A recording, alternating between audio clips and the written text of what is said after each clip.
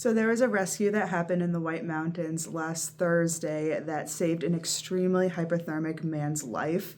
This rescue was put on by New Hampshire Fish and Game officers, the Pemi Valley Search and Rescue Team, and even the Army National Guard.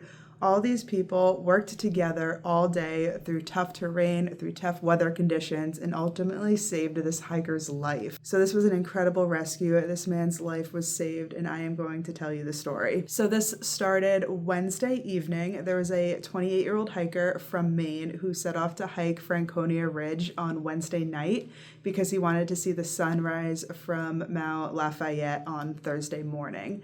So he was hiking up to Franconia Ridge, and just below the summit of Little Haystack, he started to experience a lot of snow, a lot of wind, and just really poor conditions. So he made the decision to turn around and head back down. Except for when he turned around and started hiking back down off the mountain, there was so much snow, probably whiteout conditions, and he lost the trail. Instead of hiking down on the trail, he was hiking off trail and ended up 1,000 feet off the trail in the dry brook drainage. This hiker ended up calling 911 on 8:15 Thursday morning and reported that his limbs were frozen, he was hypothermic, and he could no longer walk through the feet of snow. The temperatures were in the 20s at this point, and the winds were 30 miles an hour. And they got his coordinates, and they could see that he was 1,000 feet off the trail and 4,300 feet in elevation. The press release did report that a lot of New Hampshire had great weather at this time. A lot of the state was in the sun, but Franconia Notch specifically was in the clouds and experiencing snow squalls. Franconia Notch, I feel like, has their own weather pattern, and the weather there is not always the same as the rest of the state. So they did note that the New Hampshire conservation officers and the Pemi Valley Search and Rescue Team got to the trailhead at 10 o'clock, and they started making their way up the Falling Waters Trail to get to him. There was a call made to the Army National Guard to see if they could assist with an airlift rescue because this was a time-sensitive rescue because the hiker was so hypothermic. But when the Army National Guard got to Franconia Notch at 10:45, there wasn't a good weather window for them, and they were only able to get within a quarter mile of the hiker before they had to turn around, and they went and waited at Cannon Mountain Ski Resort to see if they could wait for a better weather window. So the rescuers on the ground got to him at 1 o'clock, and they were able to stabilize him with the warm clothing, warm fluids, the shelter, and they stayed with him. And 2 hours later at 3 o'clock, there was a brief weather window that allowed the Army National Guard to come back with their helicopter. By 3:15, they were on their way to Littleton Regional Healthcare, and they arrived there by 3:30, and they ultimately saved this man's life. The press release did note how incredible it was that all these people from the New Hampshire conservation officers, the Pemi Valley Search and Rescue Team, the Army National Guard, all these people worked together for this common goal of saving this man's life, and they did an amazing job. They succeeded in giving him the help they needed, stabilizing him, getting him to the hospital in time, and it was incredible because of the weather, because of the terrain, the snow conditions. It made for what I'm assuming a very tough, very rugged rescue. Huge shout out to all the rescuers involved. I actually saw a couple pictures of this rescue happening from a friend who I think is on the Pemi Valley Search and Rescue Team, a volunteer for them. It really is just incredible how everyone can come together, work so hard, work all day, and save this life. Now, I do want to go over a couple of hiking and safety tips because I always want us to be able to learn something and take something away from these rescue stories that I share, just so we can go into our hikes being a little more prepared. Of course, there are rescues that mistakes happen. There's fluke accidents out there, but I feel like in this story, we can take a few things away, especially this time of year where we are seeing really cold and really snowy weather, especially in the White Mountains. So this press release itself that was posted by the New Hampshire Fish and Game specifically says at the end, the 10 essentials that we should be bringing on all of our hikes, and those include a map, compass, warm clothing, extra food and water, headlamp, fire starter, first aid kit, whistle, a rain or wind jacket and pants, and a knife. And the article also mentioned that when the ground rescuers got to him, they gave him extra warm clothing and warm fluids. So I'm personally going to be taking warm fluids with me on all of my winter hikes this season, just in case I get into a situation where I feel like my body's getting a little too cold. I can have a nice warm drink so I can warm up a little bit. And I'm doing that thanks to the sponsor of this video, Element. You might have seen on my last hike, I filled a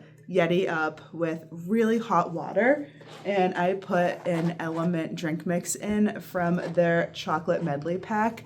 This chocolate medley pack that Element has 3 different chocolatey flavors, and they taste so good hot. But these sticks of Element aren't just hot chocolate. It's actually a science-backed electrolyte drink mix, so you can fuel your body with electrolytes to stay hydrated on the hike, as well as having a little chocolatey sweet treat drink when you get a little too cold. This packet has sodium, potassium, and magnesium to keep you hydrated without any sugar, without any dodgy ingredients, without any artificial coloring, and it tastes so good. So before I leave for the hike, I fill this with really hot water, make my drink mix. By the time I get to the summit of a mountain and I break this out of my backpack, it is still steaming hot and it is so tasty. So if you want to try Element for yourself, the chocolate medley pack is only available for a limited time, so you can head to drinkelement.com/Nahamsha, and with any purchase you make using that link, you can get a free sample pack with your order.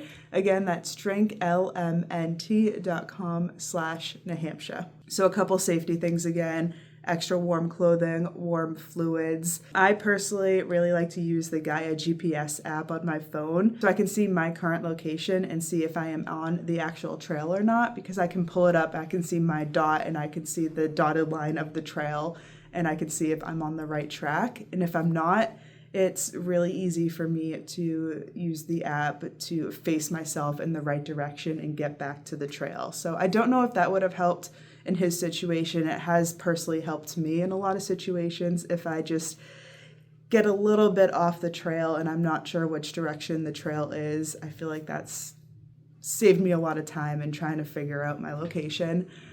So that's a good idea. And then also understanding that the weather up above 4,000 feet up in the White Mountains is drastically different from the weather in the rest of the state, like the article mentioned. So looking at the summit forecasts and planning your hike according to that. And if it does look a little dicey, maybe wait for a better window day. If you want to really deep dive into how these rescues in the White Mountains work, I recommend this book, The Last Traverse by Ty Gagne. This is the last one I have in my shop. You completely sold me out of Ty Gagne's new book, The Lines of Winter, when I talked about it in my last video. So if you want this last one will be linked in the description. I feel like I read this book a really long time ago, but I forget a lot of the details, so I think I need to read this one again after the holidays when life is a little less busy. So it is Christmas week, so I assume a lot of people have work off. I don't know if hiking is part of your Christmas plans, but it is a cold one. On my drive to work this morning, my car told me it was 2 degrees. It is very cold. I just pulled up the higher summit forecast so we can get an idea of what Mount Washington is like. Because if it's 2 degrees right now, I can't imagine what it is like at elevation in the White Mountains. But it is telling us that Mount Washington is in and out of the clouds, a chance of snow showers, possible snow accumulations of a trace to 1 inch. The high is lower single digits below early, then rising to mid single digits above. The wind is 15 to 30 miles an hour, and it may increase with gusts up to 55 miles an hour, and the wind chill is rising to 20 below to 30 below. Tomorrow, the high is around 10 degrees. The wind could be 40 to 55 miles an hour, and the wind chill could be 10 below to 20 below. I really hope everyone is staying safe in the Whites. I hope everyone has a great holiday, a very Merry Christmas. I am at my shop. It is Monday, December 23rd, I've had some of my busiest days of the year at my shop the last couple of days, which has been really fun. So I'm working today, tomorrow, and then it's going to be a very nice Christmas, first Christmas with the baby, spending the day with the family, and I'm really excited. So stay safe out there, Merry Christmas, and I will see you in the next video. Bye.